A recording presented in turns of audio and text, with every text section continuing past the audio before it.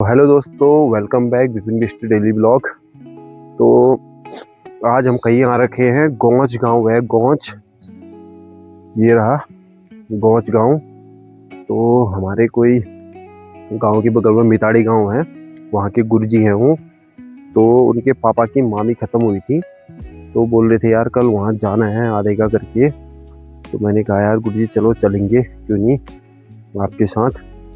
तो वहाँ गए हैं अभी, तो वो गए हैं नीचे अभी। उनका घर वहीं पे रोड में ही है, पीछे दिख रहा होगा आपको, इधर पीछे रोड में ही है। तो यहाँ मैं पहले भी आया था एक बार, कोई हमारे सगे में उनका यहाँ क्या बोलते पूजा थी उनकी, तो तब भी आया था मैं इधर। वो आगे है धुरचू, धुरचू लास्ट मतलब एंड है वो। तो वहाँ पूजा थी, रोड ही में है मंदिर। तो यहाँ आया था। यहाँ भी मतलब पूरा यार पूरा पहाड़ है, हिमालय तो साफ दिखता है यहाँ पे। ये देखो हिमालय पूरा, मतलब इस कोने से उस कोने तक का पूरा व्यू दिखता है हिमालय का, इतना सुंदर है ये पूरा। और ये देखो पूरा, मतलब पूरा एकदम इतना सुंदर लगता है ये। तो यहाँ गए हम, वो गए हैं नीचे अभी मेला देने।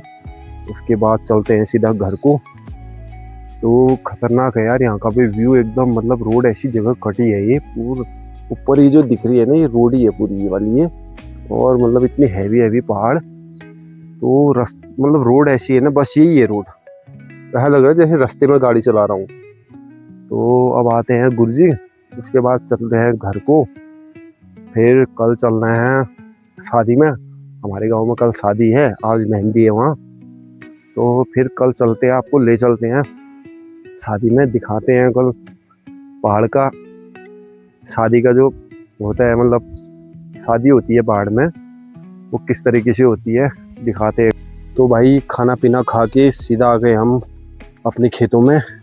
खेतों में भी जो मतलब ऊपर की साइड है जहाँ घास वास उगती है, उसको पूरा काट कूट के बराबर बनाना है, क्योंकि मल्चिंग की तैयारी करनी है उस साइड से। तो काट रहे हैं हम लगभग आंसी से, क्योंकि घास इस साइड से ज़्यादा आता है, ऐसे करके पौधों के लिए ऐसी दिक्कत करता है। घास इस साइड से ऊपर की साइड से नीचे को आता है ना, तो इस साइड से बहुत दिक्कत करता है, फल खराब हो जाता है टोटली। जो सब्जी होती है, सब्जियों के नीचे ऊपर जो पौधों में लगता है, तो पूरा सड़ा देता है उसको।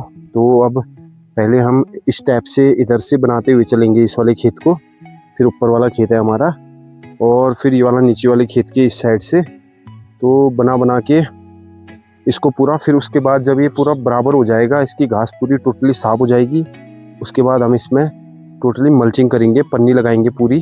और फिर देखो गोभी का क्या है, गोभी होती है तो ठीक है, अगर नर्सरी तैयार होने तक अगर गोभी नहीं होगी, फिर गोभी को उखाड़ के फिर ज़मीन में मतलब नीचे मल्चिंग करेंगे ज़मीन की तरफ।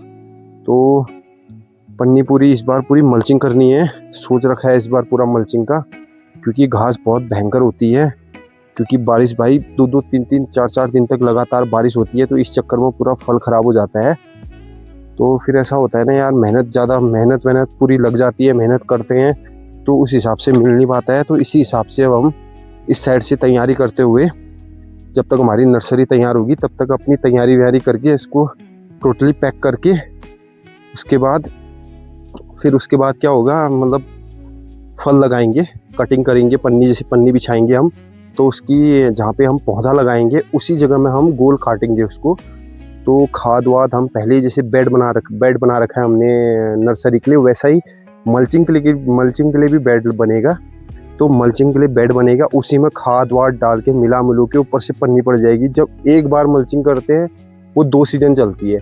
जैसे अभी शिमला मिर्च के करेंगे, अगली गोभी लगाएंगे, तो उसके लिए भी सक्सेस रहेगी वो। तो उसी हिसाब से हमें खाद की क्वांटिटी खूब सारी रखनी है। तो क्योंकि दोबारा हम उसको उखाड़ के उसमें खाद मिला नहीं सकते हैं, क्योंकि पन्नी को पूरा सेट करना पड़ता है, दबाना पड़ता है पन्नी के नीचे। और अब करते हैं स्टार्ट इसको, फिर दिखाते हैं आपको कितना कर पाते हैं कितना नहीं कर पाते हैं बराबर इसको। तो अभी तो इतना है खेत, एक ये वाला है उस कोने तक जहाँ तक वो कटा हुआ घास है वहाँ तक, और एक यहाँ से लेके पूरा उस पॉली हाउस के उधर उस साइड कोने तक, वहाँ तो धूप पड़ती नहीं है, होता नहीं है उधर उस साइड को। और एक धनिया वाला खेत है ये धनिया निकल जाएगी तब तक शायद। तो ये वाली धनिया पूरी उस कोने तक जहाँ पर तक जाली रखी है वहाँ पर तक, ये 3 खेत है मेरे पास। तो इन्हीं 3 खेतों में हम अपना मल्चिंग करेंगे, ऊपर साइड, नीचे साइड, किनारों में टोटली, क्योंकि पूरा इस बार प्रोटेक्ट करके रखना है इसको। तो ऐसा होता है ना, फिर घास का मतलब बहुत चौमास बोलते हैं हमारे यहाँ, चौमास बारिश को। तो उस टाइम पे अंधाधुंध बारिश होती है तो घास की मतलब क्वांटिटी बहुत ज़्यादा हो जाती है। तो इस चक्कर में अभी पूरा ये करना है। फिर उसके बाद अपने को क्या बोलते कि ये अपना ककड़ी खीरा वीरा के लिए मतलब पेड़ टाइप के गाड़ने पड़ेंगे, जो कि उसमें बेल जाए ऊपर, और फ्रूट थोड़ा अच्छे से होता है उसमें। वो एक फ़ायदा ये है कि फ्रूट उसमें थोड़ा अच्छा होता है, तो वो गाड़ने पड़ेंगे। तो चलो अब करते हैं स्टार्ट अपना काम। अभी थोड़ा हो चुका है, थोड़ा Opens the world through an ancient door. The silence alive, yet brimming with sound. In the arms of solitude, I am found. Oh, whispering pines, sing me your tune. Caught in the rhythm, the stars and the moon. Teach me the language of rustling leaves, stories that linger on the breath of the breeze.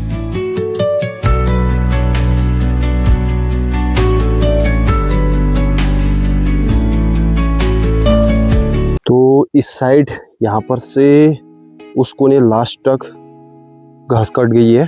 तो अब इसको फावड़े से बराबर इसकी cutting करनी पड़ेगी किनारों की। तो ये जब बराबर लेवल में आएगा तो उस लेवल में फिर हम इसमें पन्नी बिछाएंगे लंबी करके, ऐसे उधर तक लास्ट तक। उधर को काटना नहीं है, उधर को घास है ही नहीं, ऊपर की साइड को है। ऊपर की साइड को फावड़े से बराबर करके फिर इसमें सिंपली मतलब वहीं तक पन्नी ले जानी पड़ेगी। ये वाला घास है, ये वाला घास छोटी दराती से कटेगा नहीं, क्योंकि ये बहुत हार्ड होता है। तो बरसात के टाइम पे तो बहुत सॉफ्ट हो जाता है ये, क्योंकि उस टाइम पानी मिलता है इसको। ये पानी से ही मतलब अच्छा होता है। अभी पानी है नहीं तो ऊपर सब सूखा है ये। तो इसको बड़ी दराती से काटेंगे हम। और ये हमारा ऊपर वाला खेत है, जो इसको भी सेम टू सेम नीचे की तरह पहले घास काटनी है इसकी भी, फिर उसके बाद इसको खोद के बरोबर करना है, और उसके बाद ही फिर इसमें हम पन्नी बिछाएंगे। तो उस साइड को तो ज़्यादा कुछ इसमें तो ज़्यादा मेहनत है नहीं, खाली सिंपल इसको बराबर ही करना है। घास तो इस साइड तो पूरी जली है। इससे क्या होगा, एक फ़ायदा हो जाएगा ना मेरे को, कि घास की क्वांटिटी फिर आएगी नहीं उतनी ज़्यादा। तो अब टाइम भी हो गया है वंशिका को लाने का। तो आज इतना ही है काम मेरा, क्योंकि आज मैं कहीं गया भी था तो उस चक्कर में नहीं हो पाया। तो कल तो शादी है, कल तो शादी में जाना पड़ेगा। परसों को हम पोल्ट्री फार्म का और काम रेडी करेंगे अपना। तो पॉली हाउस में टेम्परेचर अच्छा बना है अपना। और ये है अपने कद्दू के बोट, कद्दू के पौधे, बोट तो हम पहाड़ियों में बोलते हैं इसको। तो नर्सरी भी अपनी लगभग, अभी तो इसमें पानी है ही, उतना गर्म हो नहीं रहा है। अगर गर्म ज़्यादा होता तो ये एक ही दिन में मतलब इसकी नमी कम हो जाती। तो अभी तो प्रॉपरली है इसमें। तो हम खोद के भी चेक, वैसे हल्का हल्का इसको ऐसे छिलके भी चेक कर सकते हैं, लेकिन है अभी इसमें नमी। तो अब चलते हैं वंशिका को लेने। उसके बाद फिर हमारा अन्य काम होता है डॉगों का। तो फिर आते हैं, अभी फिर मिलते हैं आपको। तो भाई ऐसे खोदना पड़ेगा इसको किनारे किनारे, तो ऐसे छिलना पड़ेगा। और बराबर जो इसका बराबर बनेगा ऐसे पोजीशन, मतलब मतलब जो ये किनारे का है, तो सेम इस स्ट्रक्चर में बनेगा ये। तो इसके बाद इसमें फिर मल्चिंग होगी, पूरी पन्नी से कवर होगा ये पूरा। तो फिर ऐसा होगा, इसमें घास नहीं उगेगी फिर दोबारा। तो अभी वंशिका को लेके सीधा मैंने यही काम किया। वंशिका को लेके आया स्कूल से, फिर मैंने सीधा यही काम किया। मैंने कहा यार थोड़ा जितना भी हो गया आज हो जाएगा, फिर कल देखेंगे जो भी हमारा काम और बचेगा। इस साइड को थोड़ा मैंने ये वाला पोर्शन भी निकालना है पूरा, ये वाला निकाल के फिर इस वाले खेत से यहाँ से काट के इसको इस साइड को नीचे को लाना है, इसको बरोबर में लाना है। तो इस टाइप से बनाऊंगा मैं। फिर नीचे खेतों में भी पूरी मल्चिंग आएगी और किनारों पे भी पूरी मल्चिंग आएगी। तो इसका फ़ायदा ये होगा कि मेरे को गुड़ाई की मारनी पड़ेगी, और गुड़ाई मेरे को ज़्यादा करनी नहीं पड़ेगी। गुड़ाई करनी क्या, घास ही नहीं होगा, फिर पन्नी बिछ गई तो इसमें कोई घास ही नहीं होगा। तो चलो अब मैं ब्रूनो और ओली को खाना पीना देता हूँ। उसके बाद फिर तो आ गया ऊपर। अब ओली और ब्रूनो को खाना देता हूँ। खाना भी गर्म करना पड़ता है क्योंकि ठंडा दे नहीं रहा हूँ। हाँ, थोड़ा सुबह शाम का ही ठंडा है, अब ज़्यादा तो है नहीं। आज दिन में बहुत खतरनाक धूप थी, ऐसा फील हो रहा था जैसे तो गर्मी है। तो नॉर्मली अब कम हो गया ठंडा, बारिश हुई है जिस दिन से, बर्फ़ भी पड़ गई, मतलब ध्वज में बर्फ़ पड़ी, अपना कलंचना साइड पूरी बर्फ़ पड़ी, हिमालय में तो पड़ी रही है अभी बर्फ़। तो इस वजह से थोड़ा ठंडा कम हो गया है, जो सूखा ठंडा हो रहा था वो कम हो गया है। तो नॉर्मली अब 2-4 शायद एक आध हफ्ते में, 2-3 हफ्ते में शायद नॉर्मल गर्मी आ जाएगी। तो ब्लॉग को करते हैं यहीं पे एंड। तो मिलते हैं नेक्स्ट ब्लॉग में। तो चैनल को लाइक, सब्सक्राइब और शेयर कीजिए, ज़्यादा से ज़्यादा सपोर्ट कीजिए। तो ओके, बाय बाय दोस्तों।